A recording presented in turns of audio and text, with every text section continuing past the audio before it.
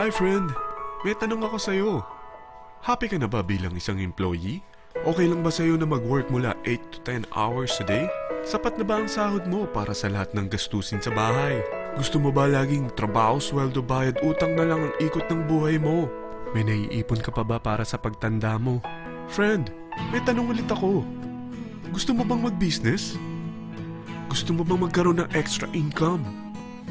Gusto mo ba na kahit natutulog o nagbabakasyon ka, ay may pumapasok pa rin na income sa'yo?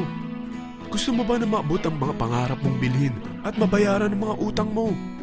Eh friend, anong pwede mong mabili sa halagang 4,000 pesos? Sapatos? Relo?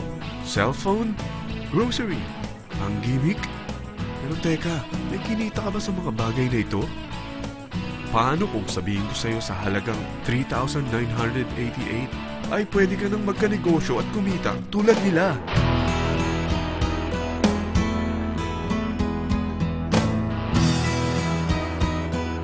Parang mahirap paniwalaan, hindi ba?